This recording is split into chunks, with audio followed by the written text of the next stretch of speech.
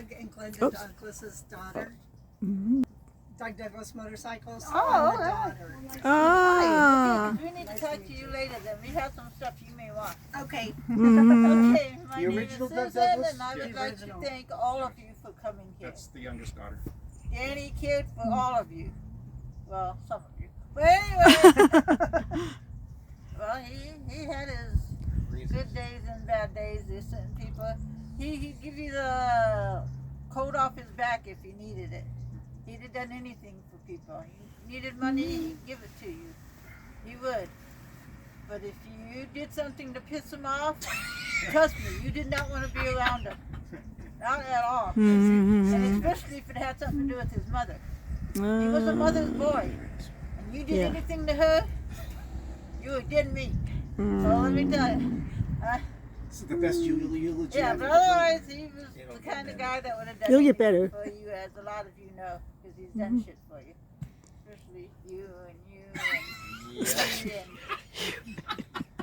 and I'm gonna miss him a lot, because he was like, I considered my last family. And remember, I lived with him damn near all my life, except for when he lived with me, but Johnny for a little while. Until he got kicked out and he moved back in with us. But he's always been there for me. And Mm-hmm. I Hey, don't know why Danny and he John had were to go. brothers to You know, me. why couldn't the fucking doctors do something when he was in the hospital? Yeah. They saw it was growing, Yeah. but they did nothing. They just let him grow and grow and grow. And he got tired of being in the hospital, so he checked himself out. And a couple of days later, that's when I found him in the living room. In his chair, like that. And I called 911, and they told me, give him mouth-to-mouth resuscitation. And no matter how hard I tried, I couldn't do it. I couldn't get his stomach to go up and down. And that's going to haunt me for the rest of my life. Because one day, in the living room, he grabbed me and he says, you know, you are the air that I breathe. And I just think of that day when he needed my air and I couldn't give it to him. I couldn't make him breathe. It's not your fault. I know it's not my fault, but it still haunts me to this day, and it always will, you know? He's forgiven you. I know he has, but it's like, why didn't somebody do something? He'd still be around. The doctors were the criminals. Mm-hmm. Mm-hmm. Anyway, if any of you would like to come up and say something, feel free to come up and say anything. We want to hear all your stories and whatever you have to say about them. Yes, please. Mm-hmm. Okay. You guys, Something funny, something not funny, I don't care what you say. Well, the majority of you don't know who I am, but Danny and I have been friends for a lot of years, and we've gone all over the country together. Just a couple of years ago, he took me back to Minnesota and showed me all of his childhood haunts and where his grandmother's house used to be. It's now an on-ramp to a freeway. Went to all his favorite eating places. If he was here right now, we'd be going to Texas tomorrow. I'm getting ready to go to Texas tomorrow. He's one of the few people that I trusted implicitly, and we've been all over the country numerous times. And like she said, he was just an unbelievable person who was the most giving person I've ever known. And I really hope to keep his memory alive. I've already told them I'm going to try to finish the assembly of his dragster that he was getting ready to, that was his life for the last few years. He wanted to get that thing back on the drag strip. Well, I'm going to try to complete the assembly and donate it to a museum where he and John can be remembered forever, because it still has all the markings from when they used to drag race it previously. So I'm going to do the best I can to find a museum that will be interested in that. He's told me numerous times about the history of the car. I never got to see it. We weren't friends back then. But he just was the type of friend that you could always count on. I've been on the road I retired 3 years ago, and he's the one person that called me regularly, because all I do is travel the country racing motorcycles now. And he was the one person that would call with updates regularly. tell you there's not another friend that I have that stayed in touch the way Danny did. And it was very shocking because, like she said, nobody was expecting this. And with the medical, it's a shame there are no doctors that are fully qualified. They're all still practicing. It's a piece of practice. You didn't need to practice on him. So, but anyway, I'm sure all of you, like, listening to the stories you were telling earlier, you know just the type of person he was. And it didn't matter whether he was in your life for your lifetime or not. We met people on the road that he stayed in contact with, and he would give me updates on them as well. He just was that type of person. He was a people person. Anyway, I hate getting together under these circumstances, but I do appreciate being accepted into the family and being allowed to come here and say what I had to say. Thanks. Yeah. Good job. All right. Everybody already knows me here, so the only thing I can say is, you know, when we grew up, we lived in a neighborhood of a middle-class group of people, and there were the tough guys, there were the smart guys, there were the dumb guys, and then there were us.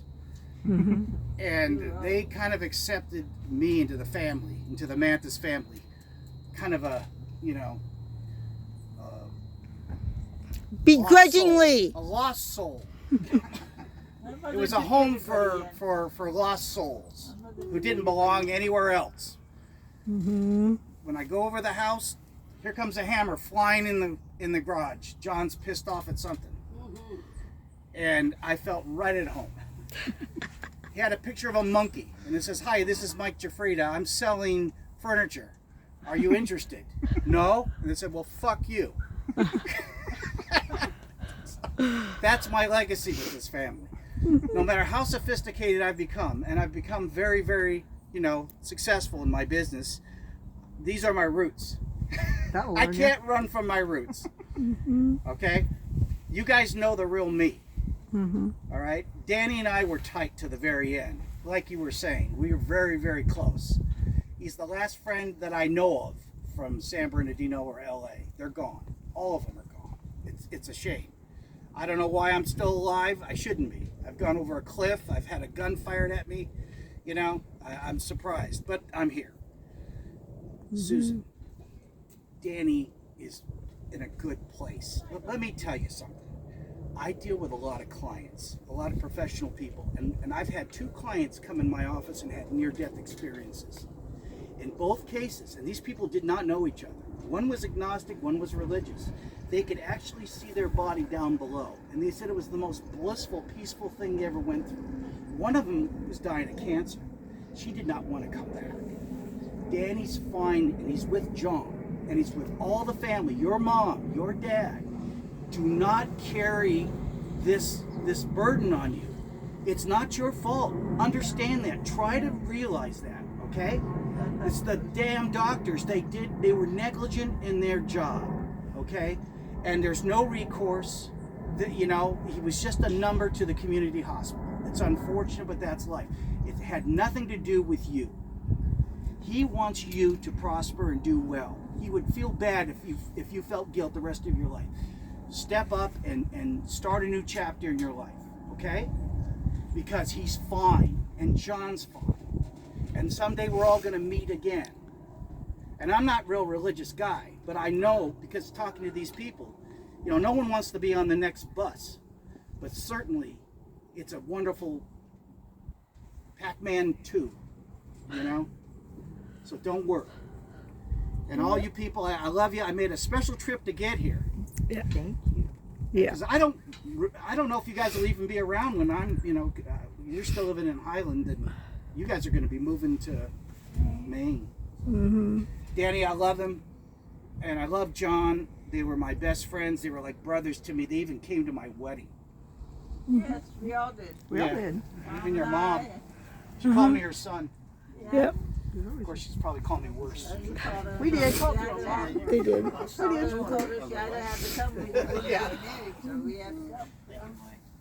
Okay, you'll know me, but I've been with this family my whole life, basically. And every one of you are special to me. I mean, John and Danny, I think I've lived in every one of their houses at one point in my life. I worked on the dragster many nights. But Danny always was there for me. I mean, I could ask, you know, like, luckily enough, I go over to a friend's house, and you guys live right next door. I got to see your guys' mom. I saw Danny, I saw John every single time I go over there. And Danny would always make a point on coming over to the fence and giving me his portfolio. Mm-hmm. In which the worst part was that everybody took advantage of him. And Danny did deserve that. We know all that. But you know what? He's probably one of the best guys I ever know. This red frame Honda 250. Brand spanking new. Let's go out to the dunes, and, well, up here in San Mateo and ride. Yeah, I almost wrecked it. But Danny said, "Oh, don't worry about it. It's only a motorcycle." And Danny just sat there and just said, "Get back on it." I'm going, I'm not getting back on that thing. I almost killed myself. But, you know, we go way back. And I really appreciate this family. I mean, we don't see each other enough, except I see you a lot. I see you a lot. Yeah. I mean, we might as well live in the same house almost. Oh, yeah. But, you know, it's like with your mom. I missed her a lot. I knew the whole family though. But every one of you know, Danny, John, your mom, your dad. I mean, I've worked with all of them before at one time or another. But I really do appreciate you guys. I really appreciate being part of this family and the love and support we have for each other. Thank you.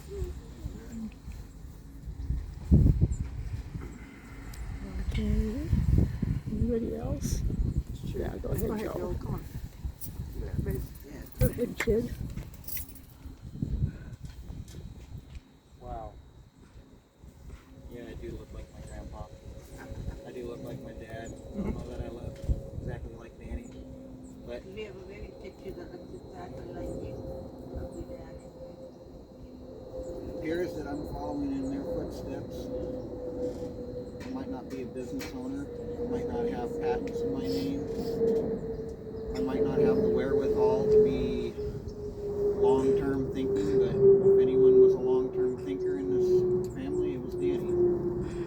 Just like Mike said, why he didn't go through with what he talked about when it comes to will, living trust. I think he had his reasons. He didn't tell us all, but I know he had reasons, because if he really thought that it was necessary, he'd have done it. So with that said, I think the best term to describe everything, my 32 years in this world, sacrifice.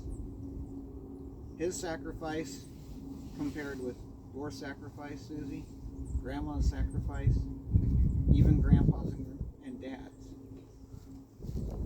I think Grandma's sacrifice is parallel with Danny's and Dad's. But what Danny sacrificed, I don't necessarily know that he looks at it as a sacrifice. Dad had to give up his career with the dragster. I don't know how Grandma or Grandpa felt about it, but you know what? I don't think that Danny looked at it as a sacrifice, even though I certainly did. Because if anyone provided more for me, my sisters, my dad, and my mom, it was my dad's brother who loved him and really treated him like royalty. Yeah. Even though he argued with him all the time. Yeah, And he argued with me all the time, just like I argued yeah. with Dad all the time. You would even think that we hated each other, but no. That's how toxic love works. Yeah. That's where our house is. Fight, scream, and holler, but then the next thing you know, we're like, "Oh, you need help? Okay, I'll help." Yep. Yeah, that's the way we are. Mm-hmm. Sweet, but then we're good for one another. In spite of all the suffering, all the undue hardship, all of the stress, all of the betrayal, it seems like, that I myself am probably as guilty, if not more guilty than anyone, for Dad and Danny. Danny continued to he gave me a job. He put me on a motorcycle and I raced with him. Even in the season that Dad died, and that was basically it for me. Brought me back to the shop. I consider that, as much as I could think, yeah, Danny probably said some pretty bitter things behind my back, I can attest that I bet you Jim Otley has heard some pretty amazing things that Danny said about me. Never Because said he a actually, derogatory thing about you or anyone else well, that I can think of. I can see it now that, you know, actions speak louder than words. That really He wasn't his cared. type. That really wasn't his type to badmouth people. You're Unless his you did family. something real, you got to do something major. Oh, I know. If you did something major, then trust me, he badmouthed it because I heard it all. Oh, I You You know. weren't would one of them. express disappointment. You weren't one of them. Mm-hmm. You would Never- express disappointment, Yeah, but he never talked down about you. never. No, No, I know. no. Which is why I think that even though Danny might not see it as a sacrifice, I certainly do. And for some reason, I'm not too religious. I'll say that I'm slightly religious. Things probably do happen for a reason that we don't understand. Why is it Dad had to die in this house along with many other members of this family, and I'm still here in the same room that he died in 15 years later to watch all of this to the very end? It's something that my sisters might not be able to comprehend, and I fully don't comprehend it, but I know that there's a reason for it. I just hope someday I find out that reason, because I know that if I do ever get to see my dad again, if I do ever get to see Danny again, we won't recognize each other. It'll probably be like some past life. Like, do I know you in a past life? No, I don't know. Maybe we were related. That kind of thing. Yeah. That's exactly what I think about it. So, the fact that my probably biggest provider, the person who constantly offered the most sanctuary, and like I said, the most sacrifice, is now gone. I do have to do my best right now to take it as an opportunity and turn a negative into a positive, which is advice that he himself gave me. Gave me a lot of advice. He wanted as much for me, if not more, than even my own dad. And my dad, not only was he intelligent like Danny, they gave me a lot of wisdom that wasn't just worldly knowledge.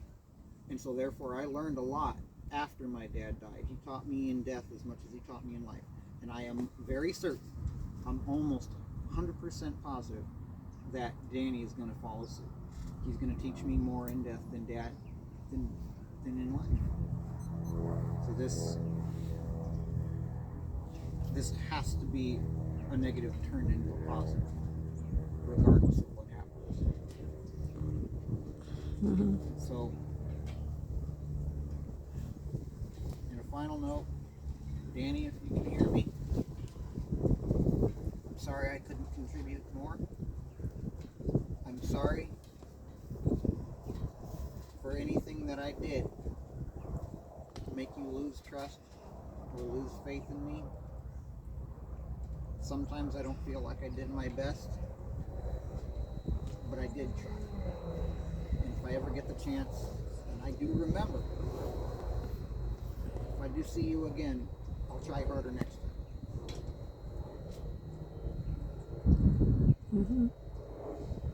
I love you, Danny.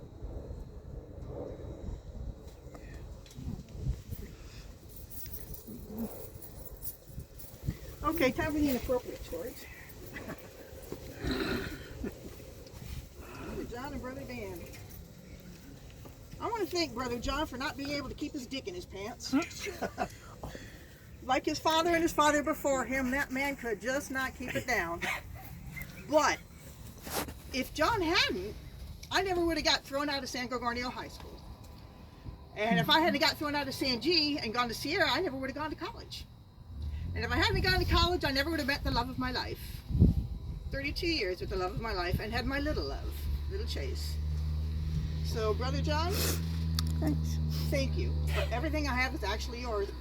Even if you think so, if you ever think something shitty's happened to you, dude, I was like, I'm out of high school, I'm in fucking Sierra, kids are kicking the shit out of the teachers, we got the cops there, I had my coat lit on fire on the bus. Turned out all right. It turned out all right, Joel. So even if you think it's shit, there's actually a silver lining behind that shit cloud. Oh, I see that. And Brother Dan, One day Mom did the laundry and found a condom in your pocket. And she had a fit. And I said, you know what though? You ought to be grateful that there's one man in this family that knows what the fuck those things are for. So, Deanie, salute.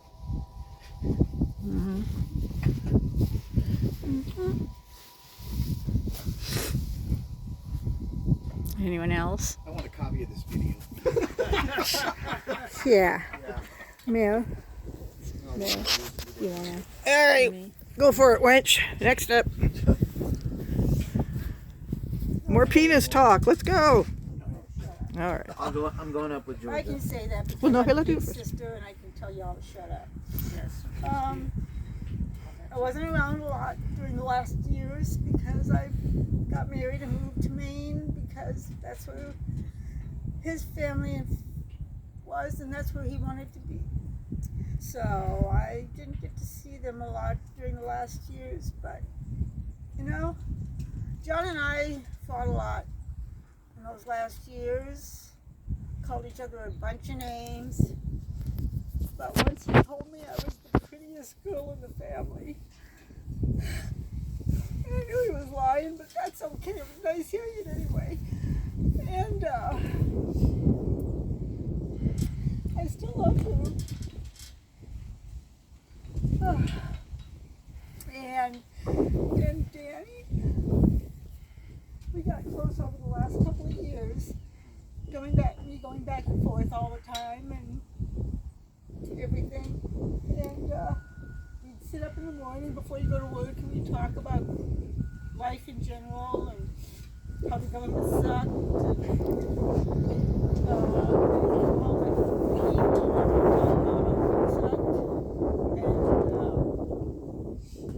what he wanted to do for the family. And he told me what he wanted for this family. And I'm trying to do the best I can. I'm going to take care of Susie for him because it's what he wanted. And after all these years, we're all together again. And that's what Johnny wanted. He wanted us all back together again. And it's too bad it took this long. But this is in the last 20 years, this has been the best time of my life because we're all together again. And I'm just thankful to have had the privilege to be a big sister and get to know them. And Danny, I slept in your bed. Ha ha ha. I farted in it. Really farted in it. Okay, that's good. Yeah. But yeah, I just wish that we'd have all had more time together. You know, we're not that old. Shut up. Rick. Speak for yourself. We're not that old. Shut up. Yes, I know I'm probably older than anybody here. That's what Flavor starts looking Yeah, good, you know you're getting so old. quiet you. It's good, Methuselah. Shut up. But anyways, I just wanted to thank everyone for coming here today and helping us celebrate their lives and knowing that they're together now, forever. And that's what they both wanted. That's what they both wanted, to stay together. Yeah, they were twins. Inseparable. Yep. And I'm proud to be their sister. Yep. And so, if anyone else wants to say something, Jace, would you like to say something about your uncle? Yes, they were very insufferable. Grandma kept wanting to bury Johnny, but Danny wouldn't let her, and he finally hit her, Susie? so she couldn't. Jesus. He took him to work. But he said I'd tell you sell My the uncle, place that anybody. John, Danny, and I weren't really close for so long. I never met Johnny. I did meet Danny, but it's been over a long time. And it's been really stressful for me. And I felt pretty guilty. I lost a lot of my relatives. Most recently, Auntie Helen. I really wanted to go out and visit her, but when the pandemic came, everything was gone. I feel like I wasn't really myself anymore. It's okay, baby. Come here. Come here, baby. I just really thought It's okay. I would have. Here, come sit next to Mama. Come sit next to Mama. It's okay, baby. And like I said, if anyone else wanted to say anything, if not, we're going to have refreshments at the house afterwards. If you'd like to come by, I just want to thank everyone for being here. And that's it. Thank you all very much. Amen. Amen. There's a book if you want to sign. Yes, and there is a book there if you'd like to sign it or write anything in it you'd like to.